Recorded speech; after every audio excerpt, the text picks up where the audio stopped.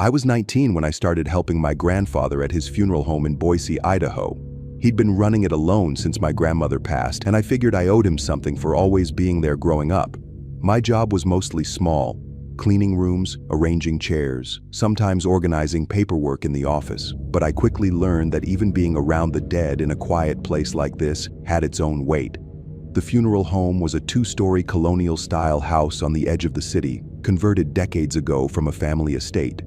It smelled faintly of old wood and lavender, though underneath it, there was something sterile, like rubbing alcohol clinging to the air. My grandfather had always said the building had good bones, but at night, the creaking walls felt like something breathing. I stayed mostly on the first floor, unless I had to go upstairs for linens or supplies. One afternoon, he asked me to clean up the embalming room while he stepped out to meet a client. It was the one part of the home I never liked being in alone. It was cold, bright, and too quiet. Even the humming of the overhead light buzzed like it was watching me. As I mopped near the back wall, I noticed a seam along the baseboard that didn't match the rest. I leaned closer and saw that the seam was actually a narrow cut, like a hidden panel. The tiles along the edge had faint scuff marks too, signs it had been opened, though not recently. I thought it might be a utility space, maybe for pipes or wires, but when I pressed on it, something shifted. A soft click followed, and the board loosened slightly. There was a square hole, barely big enough to crawl through, covered in darkness. I hesitated. The space beyond smelled musty, and a draft of air rolled out, colder than the room itself. I looked around, half expecting my grandfather to return and tell me to leave it alone, but curiosity tugged at me. I grabbed a flashlight from the supply shelf and pointed it inside. The beam cut through thick dust and cobwebs, revealing a narrow dirt passage. The walls were brick, old and crumbling, lined with wooden beams that looked unstable. It extended maybe 10 or 15 feet before vanishing into shadow. Something about the air inside was wrong. Not just the cold, but an old buried stillness that didn't belong. Like this space had been sealed for a reason. I knelt down and hesitated again. My gut was telling me not to, but the silence of the funeral home made everything louder. My breath, the flashlight's click, the whisper of something distant. I crawled in slowly, one arm stretched ahead, fingers grazing the gritty floor. As the wall behind me faded from view, I felt the strange, immediate sense that I wasn't supposed to be here. The crawl space narrowed as I moved deeper, forcing me to shift sideways to keep going. My flashlight flickered once and I froze, heart racing before it steadied again. Dust hung in the beam like smoke, and the silence pressed harder the farther I went. Behind me, the entrance was a shrinking rectangle of light, and beyond that, just the sterile quiet of the embalming room. The walls felt wrong the deeper I crawled, not like foundation brick but older, almost like stone that had been there long before the house. My hand touched something soft and decayed, and I jerked back, the flashlight revealing an old, torn cloth bundled under debris. It looked like a blanket, the kind you'd find in a nursery. That's when I realized this space wasn't just storage, it had been used. The passage ended at a wooden door barely higher than my shoulders, embedded crookedly into the stone. The metal latch was rusted but unlatched. I hesitated again, then slowly pulled it open. It creaked like it hadn't moved in years.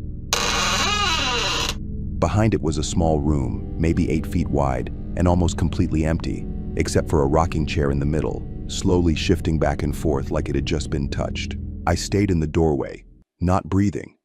The chair rocked twice more, then settled. My flashlight dimmed again, just briefly, but it was enough to make the shadows jump. There were faint marks on the walls, scratches, like someone had tried to claw their way out. Above the chair was a single chain dangling from the ceiling, ending in nothing. I took one careful step inside, scanning for anything else. There was a tin box in the corner, half buried under loose dirt. I picked it up and opened it, finding brittle papers and a small photograph, a man and a young boy standing in front of the funeral home decades ago. On the back, in faded pencil, was written, "For your own good, keep this shut." That's when I heard it, a shuffling sound, faint, like skin dragging over stone. It was behind me, somewhere in the crawl space I had just passed through. My body tensed and I held the flashlight tight, but I didn't move. It wasn't an animal, it was deliberate, slow, paced movement, like someone crawling the same path I had taken. I turned back toward the crawl space, shining my light through the open door. The rocking chair behind me began to move again. Not gently this time, jerking in short bursts like someone was pushing it hard. I didn't look back. I crouched low and moved fast, dragging myself into the tunnel, ignoring the cramped walls and sharp rocks.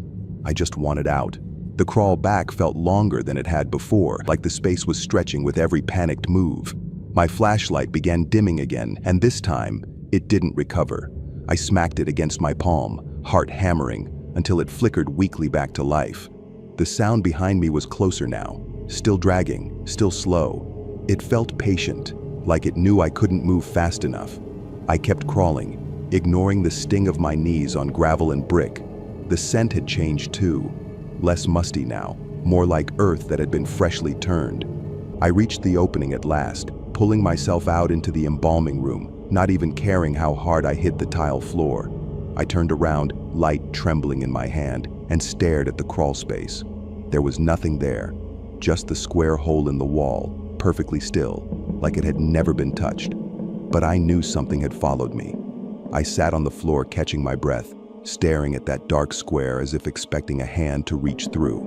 When it didn't, I stood, quietly pushed the panel shut, and backed away without turning. I didn't tell my grandfather that night.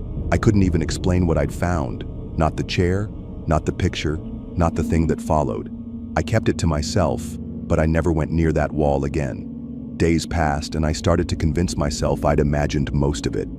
Until I saw the rocking chair. It was in the garage, tucked behind some old tools and shelves of chemical supplies. Same shape, same color, same faint carving in the armrest, 3 short lines scratched deep. My grandfather noticed me staring at it and said, "We used to keep that in the basement, but I moved it out when we stopped using the lower rooms." I didn't respond. My mouth went dry. That night, I stayed late to clean after a small service. I was the only one in the building. As I walked past the hallway outside the embalming room, I heard something creak behind the wall.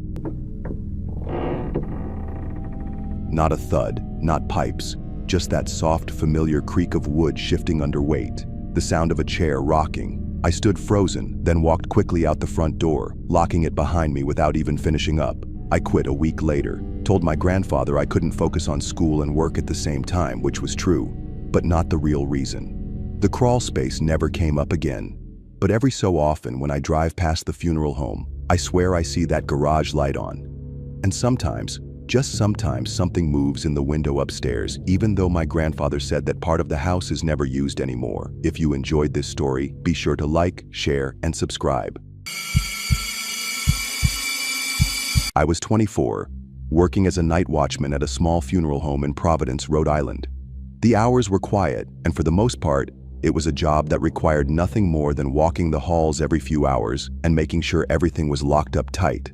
I thought it would be a breeze, but the building had a presence to it that made those quiet hours drag on. It was a cold December night when it happened. The funeral home was empty, as usual, save for the occasional family member visiting their deceased loved ones. The hallway had the same stale, musty smell it always did, dusty furniture and the faint, lingering scent of incense from the earlier service. The soft flickering of the overhead fluorescent lights gave the place an eerie atmosphere that made every corner feel like it was hiding something. I remember walking down to the display room around 2 a.m.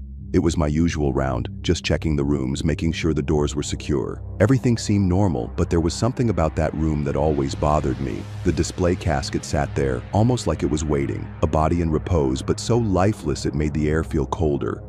I'd passed by it countless times, but tonight, something was off. As I was about to step past the room, I heard a faint sound. It was soft at first, like a knock. I paused and turned back, thinking maybe it was a trick of the wind or something just outside. But then it came again. A series of knocks, soft but distinct, coming from inside the display casket. I froze. For a moment I thought my mind was playing tricks on me. After all, it was a quiet night, and I hadn't slept much in the last few days. I chalked it up to fatigue. Maybe the sound was just some old pipes. But the knocks persisted. The noise was coming from inside the casket, faint but unmistakable. I approached the door to the display room, my feet moving slower than I intended. The knocks were clearer now, more like tapping, as if someone or something was inside trying to get out. The air felt colder, and the hairs on the back of my neck stood up. I reached for the doorknob, hesitated, and slowly turned it. As the door creaked open, I stepped inside the room, my flashlight illuminating the casket in the center. It was just a simple metal one, polished to a gleam, but something about it felt wrong. The knocking had stopped, but the air around me felt thick, almost suffocating. I didn't know what to expect, but I knew I couldn't just leave without investigating. I stood there staring at the casket, my breath shallow. The room was unnaturally quiet now, like the silence had swallowed up the world outside. It was then I noticed something strange. The lid of the casket was slightly ajar, not much, but just enough for me to see inside. My heart raced. I hadn't touched it. No one had. And yet, there it was, a crack in the seal. I hesitated for a moment, trying to process what I was seeing. The casket lid, which had been securely closed earlier, was now barely open. It couldn't have been the wind. There was no draft in that room. No one had been there after the service ended. I swallowed hard, trying to ignore the cold sweat beginning to form on the back of my neck. I felt a sense of urgency, but also fear. Something wasn't right. I moved toward the casket cautiously, my feet barely making a sound on the old wooden floor. My hand trembled as I reached out for the lid, pulling it back just enough to get a better look inside. I didn't know what I expected, but it certainly wasn't the sight that met me. The body, which had been lying there for hours, was now in a different position. Its hand was placed differently, fingers curled, the face more contorted, and the eyes, those empty eyes, were wide open. I stepped back in shock, the flashlight shaking in my hand. It was impossible. No one had touched that body. There was no way it could have moved. I stared at the corpse, my breath catching in my throat. The knocking, the strange shift in the body, it all clicked in my mind. I felt a wave of panic wash over me. What should I do? Call someone? No. I didn't want to seem like I was overreacting. I had to figure this out. My mind raced as I scanned the room, trying to make sense of the impossible. I glanced at the clock on the wall, 3 a.m. It was far too late to disturb anyone. Besides, I was alone, and I wasn't about to leave the room just to get more help. My instincts told me to leave, but I couldn't. Something kept me rooted in place, my eyes fixed on the body. It was as though the room was drawing me in. The soft ticking of the clock seemed louder now, the silence almost deafening. I couldn't tear my gaze away. Was I imagining things? Or was the body really moving? The air around me grew heavier. My breath fogged up in front of my face, and I shivered uncontrollably. I glanced down at the casket again. The body hadn't moved, but the silence in the room was oppressive. I finally broke the silence by stepping back from the casket. The sound of my feet shuffling on the cold floor echoed in the stillness. The room seemed to shrink around me, and I felt an inexplicable pressure in my chest. I couldn't just stand there. I had to do something. My mind screamed for me to leave, to run out of that room and never look back. But my body wouldn't move. I turned my back to the casket, attempting to collect myself. But as soon as I did, a cold, clammy hand gripped my shoulder.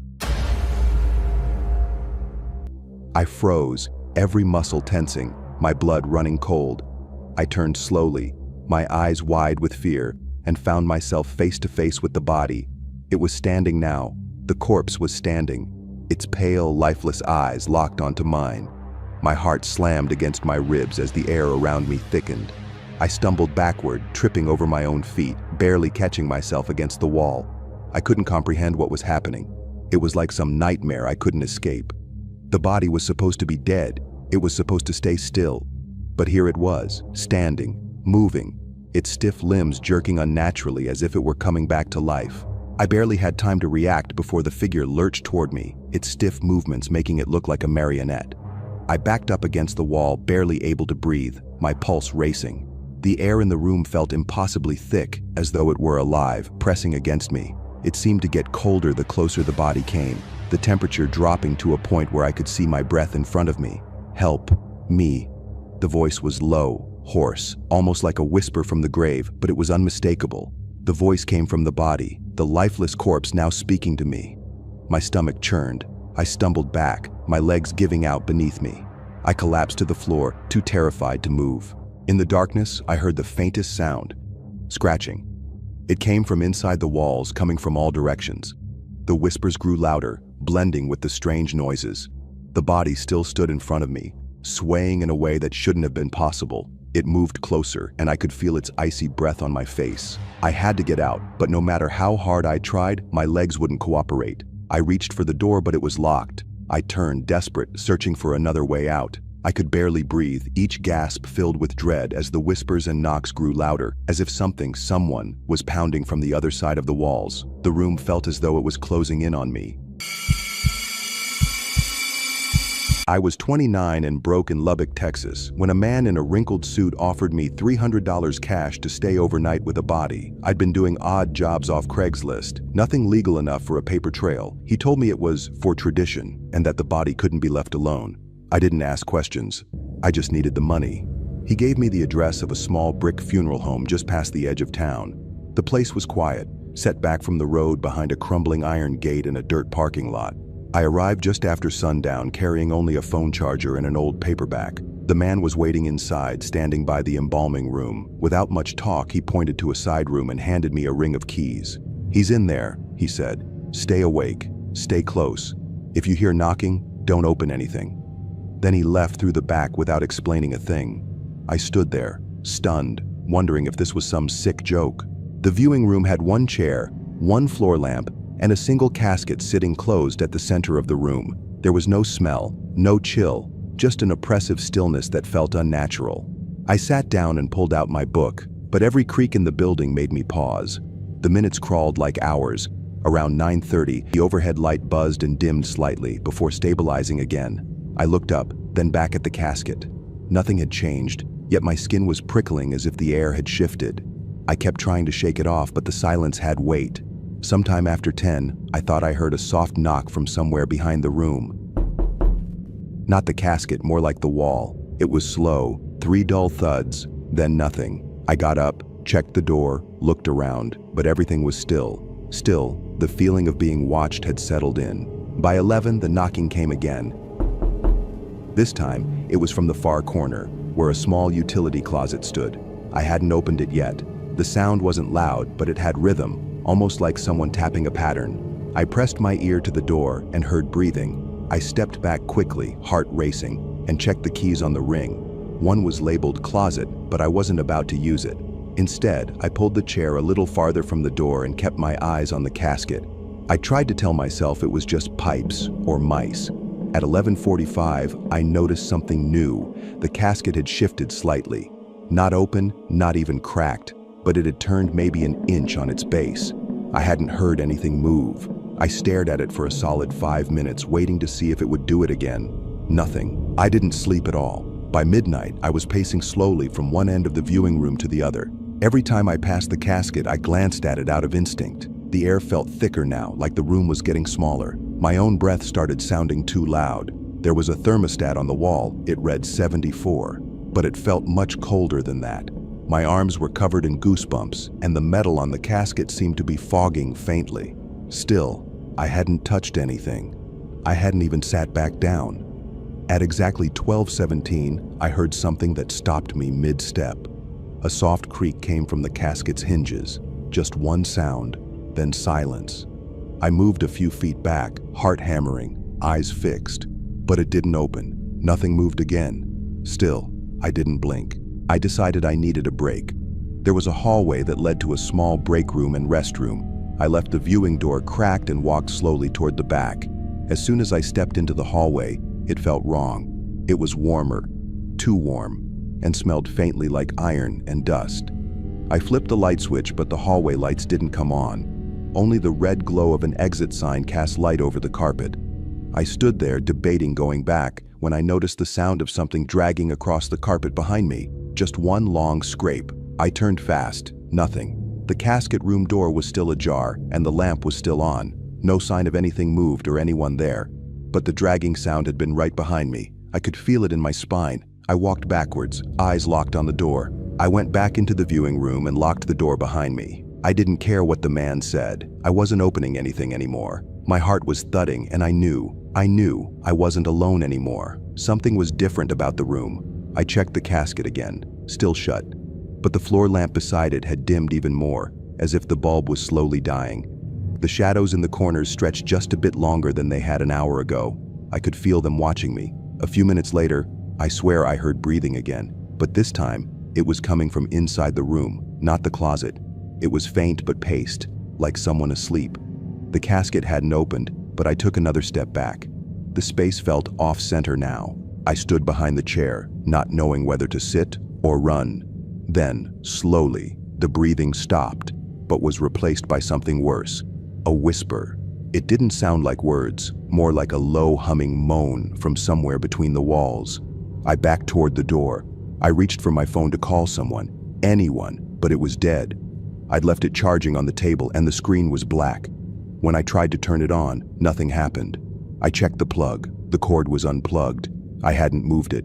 Just before 1 a.m., the casket creaked again, but this time there was a second sound, a faint tap, like fingernails gently brushing the underside of the lid. Once, then again. I froze in place. I didn't want to breathe. I didn't want it to hear me. I don't know how long I stood there frozen, but my legs eventually forced me to move. I backed into the corner near the lamp and crouched down, trying to make myself smaller. The tapping had stopped again, replaced by that awful quiet. Every sound in the room waited. Then the light flickered once, twice. On the third flicker, I swear the shadows moved. Not just shifted, but moved, like they were separating from the walls. The dimness took on a weight, and I felt something stand behind me that I couldn't see. I turned, but there was nothing there. Nothing I could see anyway. I reached for the chair and sat down, mostly because I was shaking too much to stay standing. That's when I saw it. The casket's top had shifted. A crack had opened. I never heard it open. It was just slightly ajar, maybe an inch or two. I got up slowly, staring at that gap. Nothing came out. No hand, no movement. But the feeling in the room was unbearable now, like the pressure in my head before a storm. I tried to convince myself it had been that way the whole time and I hadn't noticed. Maybe the lid was always unlatched. But the whispering returned, this time clearer. Still no words, just a muffled, wet, rustling sound that made my skin crawl. I backed toward the wall and pressed my hand against the switch for the hallway lights again. This time, they came on. The hallway glowed yellow, warm and still.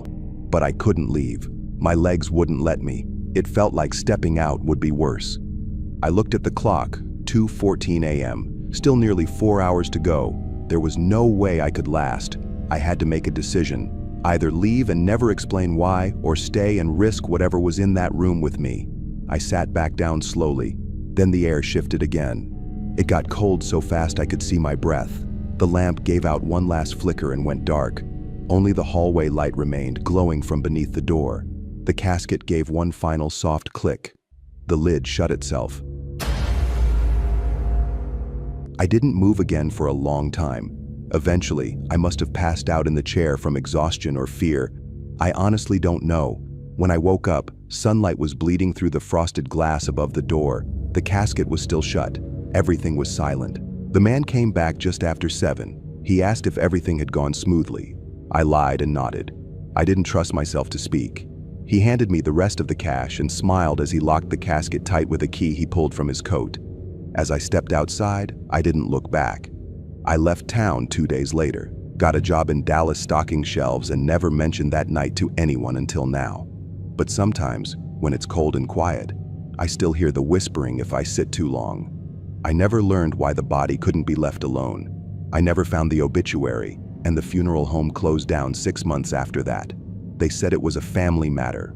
All I know is, whatever I sat with that night wasn't asleep. When I first bought the old funeral home, the locals had a lot to say about it.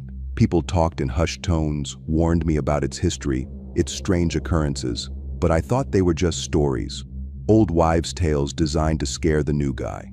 It wasn't until I started the renovations that I began to question the stories. Something about the place felt wrong, even when I was alone. I remember the first time I noticed something out of place. I had been working late scrubbing the floors when I felt it, a cold draft. There was no reason for it. All the windows were shut tight, the doors locked, yet the air around me seemed to grow heavier, almost suffocating. I brushed it off, chalking it up to the age of the building. But deep down, I knew it wasn't just old plumbing or worn-out vents causing the chill. One evening, as I walked through the basement, I spotted a loose floorboard. It caught my eye because it was oddly out of place, as though it had been tampered with recently. I pried it up with a crowbar, expecting to find some old trash or debris. What I found instead stopped my heart. The floor beneath was uneven, and I could see the remnants of something buried there, deteriorating fabric and what appeared to be wooden crates. The smell hit me next, a musty, decomposing scent that made my stomach churn. I couldn't help myself. I had to know what was under the floor. After a moment's hesitation, I grabbed a shovel and started digging. What I uncovered shocked me. There, buried under layers of dust and dirt, were the remains of a family. Clothes, personal items, and old photographs mixed with bones. I stood frozen, my heart pounding in my chest. It didn't make sense. This wasn't just a forgotten storage room. It was a grave, a burial ground that someone had gone to great lengths to conceal. I couldn't understand why they were buried here in a place like this. I stood there, holding one of the photographs in my hand, staring at a family that looked eerily familiar. Their faces, though faded and yellowed with age, seemed to have a look of quiet desperation, as if they knew something I didn't. I didn't want to believe it at first, but the whispers from the townspeople echoed in my mind. They had warned me about this place, cursed, but I had dismissed it. I thought it was just superstition. But now, as I looked at the family's remains, it felt like a warning. It wasn't just a rumor. This place was tied to something far darker than I had ever imagined. I took the photograph and other items upstairs, hoping to get some answers. I started asking around, but no one would talk to me about it directly. They all just shook their heads and changed the subject. It was clear they knew more than they let on. I decided to dig deeper, literally and figuratively. I spent the next few days researching the funeral home's history, looking into old records and newspaper clippings. There wasn't much to go on, just vague mentions of past owners and rumors of strange happenings. But then I found something: a fire. A tragic accident that had claimed the lives of a family in the late 1940s. The names matched the ones in the photograph I'd found buried in the basement. The fire had destroyed most of the building, leaving only the basement intact. That's when it hit me. The family hadn't died in the fire. They had been buried there long before the blaze. Why? Why would anyone hide a family's remains like that? And who would go to such lengths to cover it up? I couldn't shake the feeling that the house was hiding more than just a dark past. I spent hours going through the old files in the back office, desperate to uncover more. As I flipped through the pages, one entry caught my eye: an obituary from 1952. It wasn't for anyone I recognized, but the name stood out: Henry and Margaret Hayes, the same surname as the family in the photo. I read the obituary closely. Henry and Margaret Hayes had owned the funeral home before me, but their deaths were shrouded in mystery. The article mentioned that their bodies had never been found after the fire. No one knew what happened to them. The more I thought about it, the more unsettling it became. If their bodies were never recovered, then who buried that family in the basement? Something wasn't right. The building seemed to have a presence of its own, like it was watching me. The air would grow cold at odd hours, and I'd hear faint whispers when no one else was around. I tried to ignore it, chalking it up to nerves. But there were too many odd things piling up, too many unanswered questions. Late one night, when the place was completely silent, I decided to go back down to the basement. Maybe I'd missed something. As I made my way down the stairs, I couldn't shake the feeling that I was being followed. I turned around quickly, but no one was there. Still, the hairs on the back of my neck stood up and my heart pounded in my chest. The moment I reached the bottom, I noticed something strange. The loose floorboard, the one I had pried up days ago, was back in place. No one else had been in the basement. I hadn't touched it since I'd uncovered the remains. My breath caught in my throat as I knelt down to inspect it. It looked normal, like nothing had ever been disturbed, but I knew what I had seen. I grabbed the crowbar again, my hands trembling. I pried the board up, expecting to find more dirt or debris. Instead, I found something else. Something much worse. A new set of bones, half buried under the wood. These weren't the same as the ones I had uncovered before. These were fresher, almost recent. I stood frozen in shock. I had to get out of there. But as I turned to leave, I heard it. A voice, faint but unmistakable. "Get out." I froze, my heart hammering in my chest. The voice wasn't in my head. It was real. I could hear it clearly, like it was coming from the walls themselves. "Get out." The words echoed through the basement, sending a chill down my spine. I stood motionless, unsure of what to do. The air felt thick, suffocating, like it was pressing in on me from all sides. I didn't know who or what was speaking, but every fiber of my being screamed at me to leave. I backed away from the hole, my legs unsteady. As I reached for the stairs, the basement door slammed shut behind me. I spun around, my pulse racing. There was no wind. The building was locked tight. I tried the door handle, but it wouldn't budge. It was as if something was holding it shut from the other side. Panic surged through me. I hammered on the door, calling for help, but no one answered. There was no one around for miles. Just me, trapped in that suffocating darkness. My mind raced, trying to come up with any rational explanation, but none came. The voice spoke again, only this time, it was louder.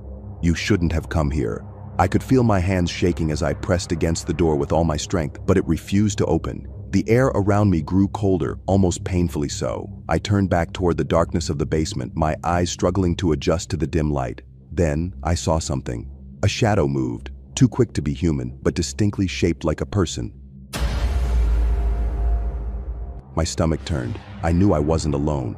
Without thinking, I rushed toward the stairs again, the voice still ringing in my ears. I made it up to the top, slamming the basement door behind me, as if that would keep whatever was down there away. But the feeling didn't go away. I wasn't safe. I wasn't alone. I ran to the front door of the funeral home, but as I pulled on the handle, it refused to budge. My heart was pounding in my chest as I rattled the door in a panic, but it was locked from the inside. I couldn't escape. There was no way out. I turned to face the darkness of the hall. The whispering had stopped. I was alone. Or at least, that's what I thought. Then I heard it. The unmistakable sound of footsteps. Slowly at first, then quicker, closer. Someone, or something, was walking toward me. I spun around, my breath catching in my throat. There was nothing there, but the footsteps kept getting louder. I backed up toward the window, but it was still locked, just like the door. The feeling of being watched, of being hunted, had never been more real. I couldn't take it anymore. I ran to the back of the building, desperate to escape, but when I got there, the alley behind the funeral home was blocked off, no exit. I turned back, feeling like I was losing my grip on reality. This place had turned into a prison, and I had no way out. Just as I thought things couldn't get worse, I heard a voice again. This time, it wasn't a whisper. It was clear, cold, and sharp. "You were never meant to find them." The room went completely silent, the air thick with dread. I felt a cold hand on my shoulder. I spun around, but no one was there. Just an empty hallway and the weight of a presence I couldn't explain. It was then that I realized the truth. The family I had uncovered in the basement hadn't just been buried. They were trapped here, just like me. The curse wasn't just a myth. It was real, and it had claimed me as its next victim. I spent the rest of that night in the building, unable to leave. Every time I tried to escape, the doors wouldn't open. The windows were sealed shut. The building felt alive, watching me, trapping me in its clutches. It wasn't until the next morning that I found the courage to leave, my mind racing with thoughts of what I had experienced. But as I stepped out into the light of day, I couldn't shake the feeling that something had followed me, something from the basement, something that would never let me go.